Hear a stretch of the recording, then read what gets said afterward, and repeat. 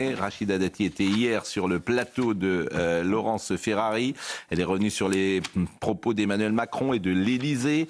Je parlais de journée de rétropédalage. Je vous propose de voir tout de suite le sujet de Noémie Hardy sur la journée d'hier. Le gouvernement est-il en train de rétropédaler ? Emmanuel Macron affirme n'avoir jamais parlé d'un label d'État. Rachida Dati était invitée sur le plateau de Punchline hier soir. Selon elle, il n'est pas question d'instaurer une labellisation des médias par l'État. Le président de la République ou le gouvernement n'a jamais dit que nous allions créer un label. Que fait-il en ce moment ? Il a évoqué un projet de label pour distinguer les sites des réseaux sociaux. Non mais attendez, voilà. Ça sort de quoi ? Des États généraux de l'information, ça sort pas du président de la République. D'accord. Et donc, jamais il a dit qu'il fallait un label d'État ou un label tout court à l'initiative du gouvernement. La ministre de la Culture explique qu'il ne s'agit pas d'un label obligatoire, libre à chaque média d'en détenir un ou pas. Elle précise que cette idée permettrait surtout de faire la différence avec les réseaux sociaux et les contenus journalistiques. Et sur les réseaux sociaux, ça permet d'avoir ce distinguo. Et donc, c'est très simple et très clair. C'est de dire, tout ne se vaut pas. Autre précision, plusieurs organismes pourraient donner ces labels. Nous, on ne fait pas l'arbitre des élégances. Si vous considérez qu'IRSF n'est pas, vous voulez pas être éligible à leurs critères, il y a d'autres organismes. De nombreuses personnalités à droite de l'échiquier politique avaient regretté cette idée de label, craignant que le gouvernement souhaite contrôler l'information. Bon, je vais vous donner évidemment la parole, mais cette affaire devient folle parce que l'Élysée a mis une pièce dans la machine. Oui. Lundi soir, tout simplement, c'est une erreur. Et puis on découvre des choses.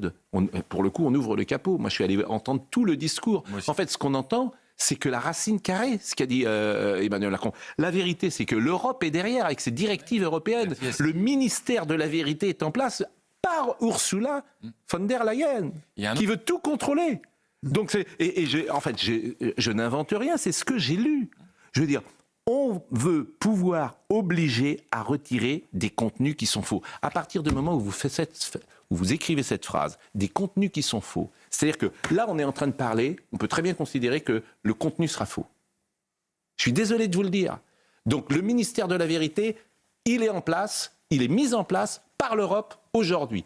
Et c'est Emmanuel Macron qui le dit à Arras. Et écoutez sur viepublique.fr le discours d'Emmanuel Macron. Ce n'est pas moi qui le dis. Alors après, je peux me tromper dans mon interprétation. Moi, je veux bien discuter avec les uns les autres. Si je me trompe dans mon interprétation, je veux bien... Que veut dire cette phrase ? Les contenus qui sont faux. Qu'est-ce qu'elle veut dire ? Quel contenu ? Il y a un autre passage, parce que je suis allé lire l'intégralité du discours. C'est incroyable. À propos de Maud Bréjon qui nous disait en gros... Mais franchement, mais lisez-le, c'est une déflagration. En fait, ce discours est fou. Je ne peux pas vous dire autre chose. Même moi, je n'avais pas lu entièrement. Ce discours est complètement fou. Alors, il y a une autre phrase moi, que j'ai relevée. Il dit on va tout faire pour mettre en place ce label. Donc, bon, là, qu'on ne nous dise pas qu'il y est pour rien. Bien sûr. Il faut une prise de conscience collective. Donc, ça, c'est pour expliquer pourquoi il fait ce tour de France devant les lecteurs un peu de la presse régionale. Puis, changement du droit européen, changement du droit national pour avoir ces mécanismes. Bien sûr. Mais s'il n'appelle pas de ses voeux un projet de loi du gouvernement pour mettre en place un label, je ne comprends pas le français. Mais vous avez parfaitement raison. Et l'Élysée a fait une erreur lundi soir en mettant une pièce dans la machine, parce qu'effectivement, tu t'aperçois que c'est pire que ce qu'on disait, en fait. C'est pire que ce qu'on disait. Non mais vous souriez, mais moi ça me fait pas rire du tout en fait quand je lis ça. C'est pire que ce que nous imaginions. Non mais je souris parce que Éric Nolot. Je savais que le succès de CNews, d'Europe 1, du JDD contrariait beaucoup de monde, mais je pensais pas que ça pouvait les jeter dans un tel état de panique. Là c'est vraiment la panique, parce que le service public balance un complément d'enquête ni fait ni à faire. Là la vidéo d'hier c'est surréaliste. Parce qu'il désigne... La vidéo d'avant-hier, vous voulez dire, d'avant-hier, oui. Il vous désigne nominalement, il désigne Philippe de Villiers. Donc on voit bien que toute cette machine est construite contre un média en particulier, contre un groupe médiatique en particulier. Alors là, ça justifie toutes nos préventions, toutes nos dénonciations. Et d'ailleurs, il faut bien le dire que ça va tourner évidemment à l'avantage de CNews, parce que comme nous sommes désignés comme ça, ce sera à notre profit. Après, un label sur les réseaux sociaux, ce serait peut-être pas complètement idiot. Je pense qu'Emmanuel Macron est aussi influencé par sa vie privée, parce que Brigitte Macron a été victime de désinformation. Quand vous avez des comptes complotistes qui disent qu'elle serait née homme, c'est de la désinformation sur les réseaux sociaux. Mais vous avez parfaitement raison. En fait, le vrai problème aujourd'hui sont les réseaux sociaux. Mais ce qu'il fait avec les médias, Olivier de Lagarde, une maladresse quand même invraisemblable. Mais une maladresse invraisemblable. En plus, il ne cesse de se démentir, de revenir sur ce qu'il a dit. Ce n'est pas possible. Et puis en plus... Et qu'est-ce que vous voulez faire pour les complotistes? Moi, je pense toujours que les gens sont suffisamment intelligents, assez grands pour faire la différence entre ce qu'on raconte de salade et une sorte d'analyse ou de commentaire. Qu'est-ce que vous voulez faire dans la société d'aujourd'hui? Qu'est-ce que vous voulez faire? Le label sur les réseaux sociaux, c'est pas complètement idiot. Sur les chaînes d'information, c'est idiot. L'Arcom a décidé que nous étions renouvelés fin du débat. Je vais vous dire, il n'y a pas grand-chose à faire. Le paradoxe, c'est que je vais beaucoup plus loin qu'Emmanuel Macron sur certaines choses, parce que je pense qu'il faut être infiniment plus autoritaire que lui sur certaines choses. Oui. Par exemple, je pense que TikTok, il faut le fermer. Ah oui, d'accord. Vous pensez qu'il faut le fermer? Je pense qu'il faut le fermer. Oui, je suis d'accord. Donc, c'est ça qui est le paradoxe. En fait, pour la censure. Oui. Vous pensez que tout est à jeter sur cette application? Oui. Eh bien, vous avez tort. Mais c'est pour ça qu'on parle, c'est parce qu'on n'est pas d'accord. Ouais. Donc, vous voyez, le paradoxe, c'est qu'on a des positions tellement qui peuvent apparaître parfois paradoxales. Je pense que TikTok, pour nos gosses, c'est un drame. Mais est-ce que vous êtes déjà allé sur TikTok vous-même pour voir... Oui, et j'ai vu ça. Je pense qu'il faut le fermer. D'ailleurs, Instagram a repris les codes de TikTok. Donc en fait, je pense qu'il faut vraiment le fermer. Alors, c'est des tuyaux, là. Donc là, je suis pour un mode... Vous voyez, pas les tuyaux. Là, je suis pour un mode de censure. C'est pas le ministère de la Vérité. Je pense qu'il faut les fermer pour nos enfants. Il faut vraiment le fermer. Vous fermez TikTok, il y aura une autre application qui prendra le relais. Instagram a déjà repris d'ailleurs, plus ou moins le même Instagram, c'est un peu plus light. C'est possible, Sarah. C'est possible. Mais je pense qu'aujourd'hui, dans nos démocraties, dans plein de domaines, il faudrait être infiniment plus autoritaire sur certaines choses. Et effectivement, quand on glisse sur l'autorité, on peut dire attention, vous êtes dans une démocratie libérale. Mais je pense que TikTok, faut le fermer. Non, mais TikTok. Bon, mais Non, parce donc je vais plus loin qu'Emmanuel Macron. On ne peut pas reprocher à des gens de dire vous fermez C8, c'est honteux, et de dire de l'autre côté Non, c'est pas la même ça, chose, il faut le fermer. Non, ça n'a rien à voir. Ça n'a rien à voir, mais c'est un parallèle quand même, parce que quand vous êtes pour la censure, c'est un TikTok, c'est problème. une arme de destruction massive de la jeunesse. Oui. Vous pouvez expliquer toute la journée à des gamins à l'école, vous devez vous concentrer 1 heure sur tel sujet et les exposer quand ils rentrent chez eux à zapper, à scroller toutes les 7 secondes. Ce n'est pas possible. Et en plus, les contenus sont ravageurs. Moi, TikTok, je suis en effet pour la fermeture parce que ce sera ou l'intelligence ou TikTok. On va détruire des générations entières. Vous n'êtes pas une gamine, vous avez des anticorps. Là, ça s'adresse à des gamins qui n'ont pas d'anticorps. Mais enfin, tous les heures. C'est aux gens de décider eux-mêmes. Laissez les parents aussi s'occuper de leurs enfants. Ça serait idéal, Olivier. Et de dire Olivier de la Garde. Les parents sont débordés. Ils sont débordés, mais oui. c'est pas à l'État de tout faire. Moi, je dis, TikTok, c'est un tuyau. C'est sûr, il y a des contenus qui sont très bon. Avançons. Olivier de la Garde, avançons. Mais j'entends, mais de toute façon, la discussion existe. Donc, c'est ça le paradoxe, c'est qu'on peut parfois... Il n'y a pas de majorité pour voter une loi, je ne sais pas de quoi on parle. En fait. De la fermeture de TikTok? Non, mais c'est pas le sujet, on parle. Moi, je comprends qu'un gouvernement qui ne fait que de la com soit absolument obsédé par l'idée de maîtriser la com. Eh bien, vous voyez ce que vous venez de dire, c'est l'essentiel. C'est-à-dire que tout ce qui se passe depuis 48 heures montre que ce gouvernement n'est obsédé que par une chose, par son image et par la com. C'est-à-dire que le marasme des Français, on ne s'en occupe pas, et le président de la République perd son énergie sur des choses accessoires, et il ne fait que de la com. Et ça fait 8 ans que ça dure. Et c'est pour ça que ça le met effectivement en difficulté. Donc il veut contrôler la com, mais c'est pas la com qu'on lui demande de contrôler, on lui demande de s'occuper du marasme des Français. Non, mais il veut vous avez parfaitement raison. Il veut contrôler Poutine, il veut... Bon, bref, tout ça. No way. Ce qui est curieux, c'est que ce qui est intéressant dans ce que vous disiez, c'est l'aspect européen. Oui. Moi, j'ai assisté à de très nombreux conseils européens. Il y a 800 journalistes accrédités à Bruxelles. Il y a 800 journalistes qui écrivent le même papier, à part quelques huluberlus, quelques extravagants, qui sont tenus évidemment en bordure, qui sont d'épouvantables repoussoirs.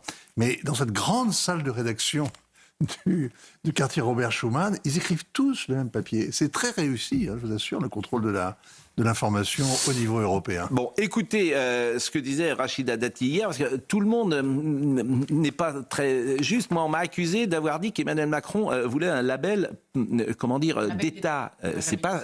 J'ai écrit Emmanuel Macron envisage un label pour les médias. Je suis obligé de revenir avec ce que j'ai de faire. Le verbatim de ce que j'ai... Vous faites du journalisme. Bon, voilà. Et j'ai dit, qui donnerait ces labels? J'avais dit que ce serait l'État. Qui donnerait ces labels? Quelle institution séparerait le bon grain de l'ivraie? Écoutez l'échange entre Rachida Dati hier et Laurence Ferrari, qui a été, comme tous les jours, parfaite. Quand vous regardez bien la vidéo, elle ne met pas en cause, elle n'attaque pas. Attention, fausse information est marquée. Mais parce que, je veux vous dire, quand vous avez un journaliste sur votre plateau, c'est d'ailleurs pourquoi, c'est pas qu'on vous cible, pourquoi on parle de vous? Parce qu'on considère que vous êtes un média traditionnel, qui aussi, vous êtes des professionnels, vous avez une déontologie, il y a des critères. Donc, quand des choses sont fausses, on dit ça c'est faux. Parce que quand on a un éditorial qui dit le président de la République souhaite labelliser les médias, c'est faux. Voilà. Donc, vous parlez sans doute de Pascal Praud. Oui, mais j'ai son édito sous les yeux, je vais vous le lire. Oui. Qui donnerait ces labels? Point d'interrogation. Quelles institutions sépareraient le bon grain de l'ivraie? Dans son édito, il disait que le président avait annoncé un label d'État. Donc, c'est ça qui est gênant. Donc, il pose des questions. Il dit il envisage un label pour les médias. Il envisage un label d'État pour les médias. Madame Dati, les choses sont importantes. Oui, mais il dit que le président envisage un label pour les médias. C'est pas le président de la République qui l'envisage. Il l'a dit. Non, le président Macron. mais non, il ressort les conclusions des États généraux de l'information en disant si vous voulez le faire, faites-le. Ça permettra de donner au pouvoir public un critère de distinction, de dire l'avis d'un citoyen, d'un youtubeur lambda ou d'un animateur, c'est pas l'information donnée par un journaliste. C'est tout. C'est que si vous voulez vous labelliser, si vous voulez pas, vous labellisez. Alors je vous propose d'écouter les 15 premières secondes du discours d'Arras du président de la République qui va mettre tout le monde d'accord. Écoutez Emmanuel Macron. On doit distinguer les réseaux et les sites qui font de l'argent avec de la pub personnalisée et les réseaux, les sites d'information. C'est qu'on va tout faire pour que soit mis en place un label. On va tout faire pour que soit mis en place un label. C'est pas moi qui le dis. Mais ça ne veut pas dire que c'est un label d'État. Après, il va effectivement expliquer que c'est pas l'État forcément, mais il va choisir RSF.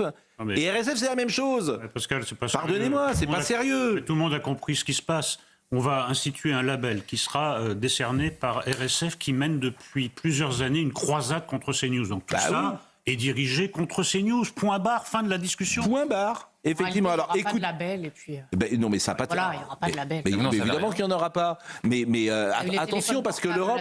Oui, attention parce que l'Europe est dans la boucle. Hein. Oui. Et attention, hein, parce que l'Europe, on l'a vu sur le Covid, on l'a vu sur plein de. Attention, hein. L'Europe scrute ça. Hein. Vous savez que c'est l'Europe, c'est Ursula von der Leyen qui a fermé RT. RT France. Hein, il ferait mieux de s'occuper de ce qui se dit sur Al Jazeera, qui est diffusé en France. Al Jazeera est diffusé en France, mais RT a été fermé. Et c'est Ursula von der Leyen qui l'a fermé du jour au lendemain. Sans contradictoire, sans procédure. Sans contradictoire. Je ne dis pas qu'il fallait la fermer ou pas la fermer, je ne me prononce pas sur le fond. Je dis que c'est l'Europe qui l'a fait. C'est tout. Alors écoutez le dénommé Thibault Brutin. Thibault Brutin, il est le dirigeant de RSF. Il s'était exprimé après le premier tour des législatives en 2024. C'est effectivement, il a le droit d'ailleurs, mais c'est quelqu'un qui manifestement est en croisade contre CNews et contre, et qui politiquement se place très à gauche. Manifestement, c'est le sens de sa déclaration. Monsieur Brutin. Le résultat du premier tour des élections législatives dimanche dernier a montré que l'extrême droite française pouvait arriver au pouvoir. À Reporters sans frontières, nous sommes mobilisés pour que la liberté de la presse et l'indépendance des médias soient respectées. C'est pourquoi nous avons sorti une vidéo choc qui rappelle l'influence que des dirigeants illibéraux comme Viktor Orban peuvent avoir sur le programme du Rassemblement national. Marine Le Pen a dit à plusieurs reprises toute l'admiration qu'elle avait pour Orban. À Reporters sans frontières, on ne sait que trop ce que signifie un régime de ce type. C'est la mise au banc des journalistes indépendants, c'est l'utilisation de la publicité d'État pour favoriser des médias amis, c'est également la mise au pas de l'audiovisuel public. Parce que nous savons trop ce que signifie l'extrême droite en termes de liberté de la presse, parce que nous pensons que l'audiovisuel public ne doit pas être démantelé, parce que nous pensons que le pluralisme des expressions doit être préservé dans l'audiovisuel, signez la pétition de RSF. Bon, alors il est directeur général aujourd'hui, il n'est pas plus adjoint, et je signale que ce n'est pas un journaliste. Assez curieusement, le patron d'RSF n'est pas journaliste. Mais il a le droit de penser ce qu'il pense, mais moi j'ai pas envie d'un arbitre comme lui, parce qu'avec un arbitre comme lui, j'ai carton rouge tous les jours. Enfin, c'est un reporter sans reportage, sans carte. Non, il est avocat, il n'est pas... sans aucun complexe. Je vous répète, avec un arbitre, je vous répète, avec un arbitre comme lui, il me donnera un carton rouge tous les jours. Il considérera que le contenu est faux tous les jours. Parce qu'on est contre l'extrême droite qu'on est d'extrême gauche. Moi, je suis contre l'extrême droite et je ne suis pas d'extrême gauche. Vous voyez. Non, mais RSF, manifestement, les positions sont extrêmement à gauche, je vais le dire comme ça. Mais ils ont raison d'ailleurs. Ils ont raison, c'est leur droit. Oui, c'est pas. Vous savez très bien ce que veut dire extrême droite dans la bouche d'un homme comme Thierry Brutin. Voilà. Un thème. Tout le monde est d'extrême droite. Non, ils ont le droit, c'est pas sûr. Pour ces gens-là, tout le monde est d'extrême droite. La viande est d'extrême droite. Le barbecue est d'extrême droite. Voilà. Où est-ce qu'on attend Reporters sans frontières? C'est qui s'occupe de Christophe Glaise, c'est qui s'occupe du sort des journalistes qui sont emprisonnés un peu partout. Pas qu'ils fassent de la politique politicienne qui laisse faire les médias français, là. Voilà. Bon, Monsieur Brutin qui a donné également une interview. Alors ça, c'est il y a quelques jours. Au média Le Temps, qui est un journal suisse. Quelle est la place de la liberté d'expression dans cette quête du journalisme, dit-il? Il y a une confusion entre liberté d'expression et liberté de la presse. Nous devrions tous nous mettre aux abris quand les journalistes, comme ceux du groupe Bolloré, commencent à revendiquer la liberté d'expression.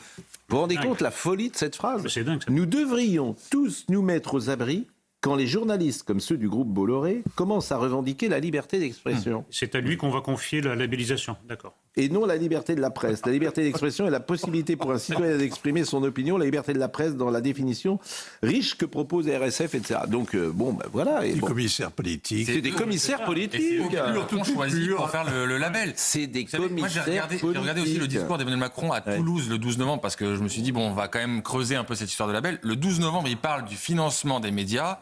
Honnêtement, ce que dit Emmanuel Macron le 12 novembre, c'est quasiment ce que dit M. Brutin dans cette interview. Robert Ménard, j'ai fondé cette organisation, je suis sidéré, il parle de RSF. C'est un dévoiement complet, ils sont tout fous furieux. Ils sont devenus une espèce de bande de gauchistes qui confondent complètement les choses. C'est Robert Ménard qui le dit. On leur demande pas leur opinion politique, on leur demande de se battre pour la liberté d'expression, le pluralisme. Ça va du service public à CNews, ils devraient se battre pour tout le monde. Voilà ce qu'a dit Robert Ménard. Évidemment qu'il a raison. Est-ce que je peux vous montrer ce que disait Gilles-William Golnadel hier soir? Le passage le plus important dans ce que vient de dire M. Brutin, c'est évidemment l'hommage vibrant qu'il rend à l'audiovisuel de service public qu'il considère comme pluraliste. A priori, vous voyez, je vais lui faire un procès d'intention, j'ai une sorte de préjugé, j'ai l'impression qu'il ne nous porte pas dans son cœur. Et je n'aimerais pas beaucoup qu'il nous juge. Le président de Reporters sans frontières, je ne le dirai jamais assez, M. Pierre Aski, a reconnu sur France Culture en mars 2018 avoir été payé par l'Open Society de Soros. On l'a passé la semaine dernière. Pour surveiller le net. Mais enfin, je suis d'accord. C'est pour enfoncer Pierre le clou. Aski, président depuis 2017. Vous avez parfaitement raison. Je voudrais dire que... Figure de Libération également. Bien sûr, et de Rue 89, bien sûr. Grande figure de la gauche médiatique. Et donc, je voudrais dire aussi que la désinformation, elle est vieille comme le monde. Elle ne concerne pas que les réseaux sociaux. Pas plus tard qu'il y a 1 an et demi, le journal Libération a fait le plus grand des fakes qui soit possible, en prétendant qu'il y avait des pogroms anti-maghrébins dans les villes de France au lendemain de France-Maroc.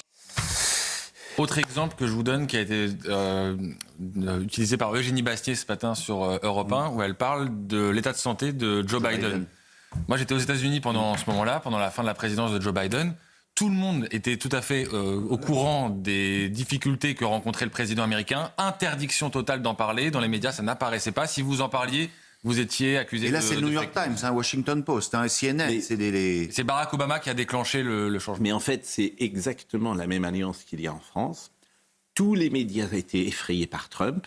Comme tous les médias sont effrayés aujourd'hui par la possibilité de Jordan Bardella ou de Madame Le Pen d'être au pouvoir. Et à partir de ce moment-là, tout sera bon pour empêcher, c'était vrai pour Trump, ça sera vrai pour Mme Bardella, il y a une sorte d'alliance objective. Parce que les médias ne veulent pas, l'espace médiatique ne veulent pas de l'arrivée au pouvoir de M. Bardella, comme les médias ne voulaient pas l'arrivée au pouvoir de Trump. C'est la même chose. Mais là, on a franchi un cap avec cette histoire de labellisation. Vous parliez d'arbitre. Là, c'est un arbitre qui déclare par avance qu'il déteste une des équipes. C'est rare, j'ai jamais vu ça au foot. J'ai jamais vu un arbitre dire avant un match, moi je déteste l'une des équipes. Non. Alors je vais vous montrer quelqu'un qui aura le label. C'est monsieur Guillaume Fard. Alors lui, il aura le label. Parce qu'il dit exactement ce qu'il faut entendre dans l'espace médiatique. Je l'entends, il était avant sur BFM, il est maintenant sur LCI, monsieur Fard. Et comme par hasard, Tristan Valex, hier, a reposté ce qu'il a dit. C'est très drôle d'ailleurs, parce qu'ils sont ensemble. En fait, ils se rendent pas compte, tous ces gens-là, que tout ce qu'ils font sont autant de preuves qui montrent qu'ils sont ensemble dans un certain état d'esprit.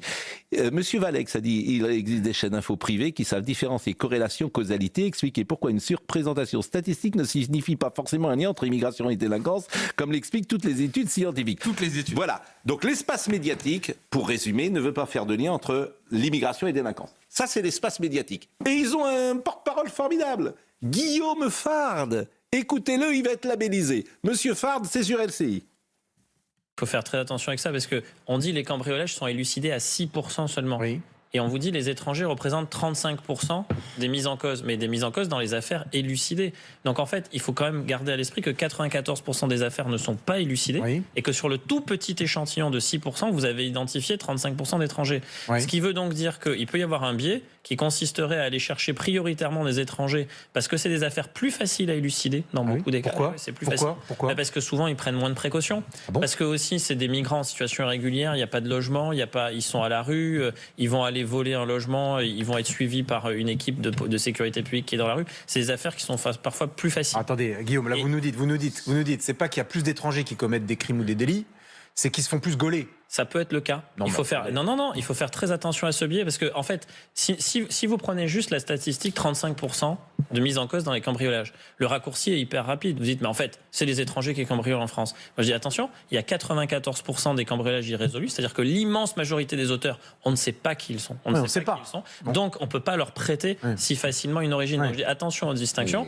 Et surtout que dans les enquêtes, il y a toujours des biais. C'est-à-dire qu'un enquêteur, quand il commence à enquêter, il va d'abord commencer par regarder qui a déjà été condamné dans une affaire précédente. Ça lui fait gagner du temps. Sauf que si c'est quelqu'un qui n'a jamais été condamné et qui est un multi-réitérant, vous pouvez passer à côté d'un éléphant au milieu de la pièce. Vous savez que c'est comme ça que vous êtes passé à côté de l'affaire du pire violeur de l'histoire récente, Dino Scala, le violeur de la Sambre, qui avait violé des centaines de femmes, parce qu'il n'avait jamais été confronté à la justice. Les enquêteurs cherchaient un étranger, justement, disant, mais ça, c'est forcément un étranger, c'est quelqu'un qui ne viole que dans la rue, donc c'est un truc d'étranger. Ce que disaient les enquêteurs.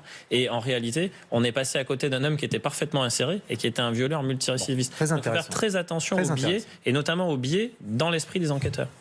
Monsieur Fard, c'est un champion du monde. Monsieur Fard est une œuvre d'art. Si vous voulez le label, vous dites un truc auquel on comprend absolument rien. Ah si, on comprend. On comprend là. La réalité n'existe pas. Voilà, en fait, on comprend que la réalité n'existe pas. Non, mais Orwell est enfoncé. Mais moi, je le suis, cet homme. Avant, il était sur BFM, maintenant sur LCI. Mais qui continue LCI à le mettre en place, je vous assure. Mais qui continue, surtout qui lui donne la parole. Il va faire une très grande carrière. Mais c'est formidable.